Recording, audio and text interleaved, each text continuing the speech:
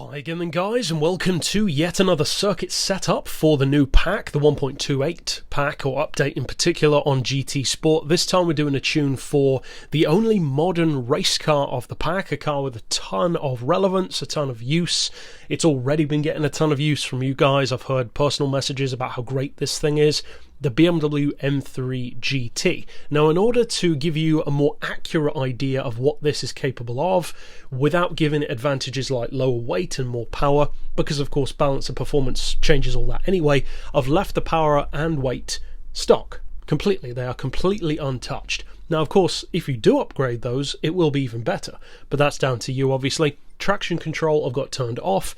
The majority of people who are driving a car like this probably won't be using traction control, but of course, if you're newer to the game or just more confident with traction control, then of course you could do that. It's not like actual race cars don't use it. They do. Plenty of race cars have traction control now.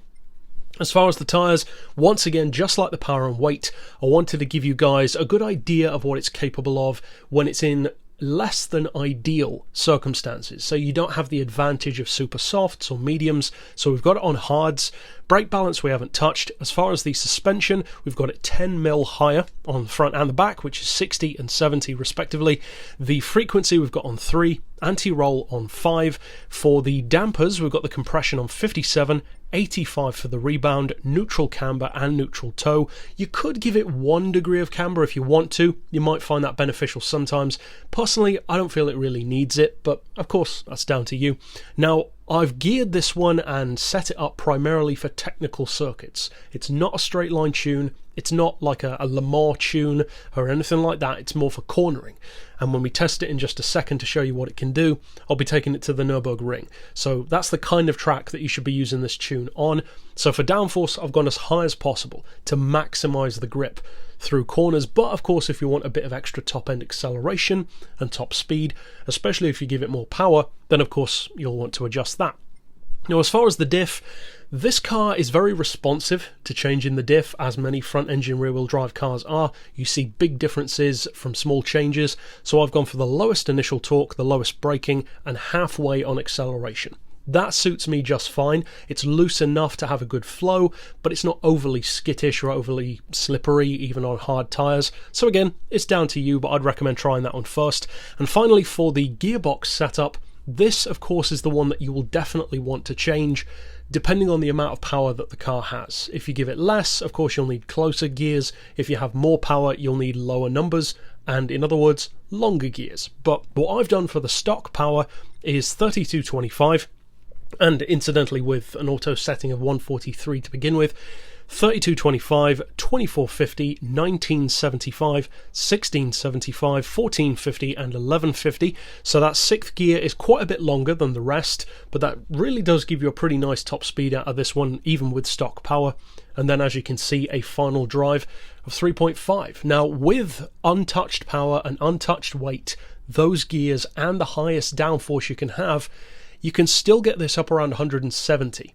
So pretty impressive for stock power. Not necessarily the best thing around, but as I said, for a car that's not designed for straight lines, that's good. If you can have that plus great handling, it's only a bonus. So to give you some idea of what it can do in an actual race, let's take it out to the green hell. Now, in terms of the way this car performs, the way it handles, many of you guys, as I said, already love this car, so you could argue that you don't need to do a huge amount to it. That's a fair statement. You could just drive it straight out of the box if you wanted to, but if you want to try something different, then of course you could go for this tune, see if you like it more or less. And as always, I do encourage you guys to change things around. Even if you don't necessarily know something that you'll prefer, say for the diff or the suspension, you can always just play around.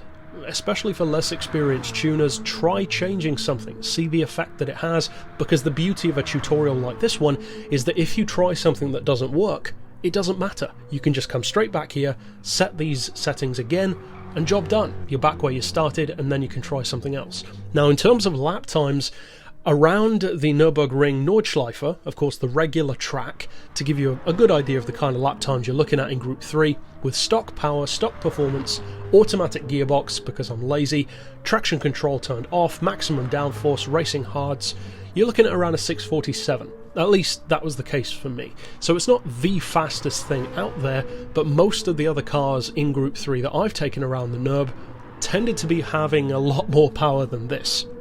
So once balance of performance is actually applied, everything changes. Of course, the weight can go up, the power can go down, it can be all over the place. So give it a try. If you like it, then use it. If you want to change a couple of things, the diff, of course, has a huge effect on the car. The suspension, secondary to the diff in the case of this one, I would say. But overall, it's a solid tune. It's a very forgiving one, and I would strongly recommend this one, the car and the tune in general. So if you want to see all of my other circuit tunes, money earning tunes, various others as well, then you can click right here on screen to do that. And until next time, I'll see you then. But for now, as always, thanks for watching.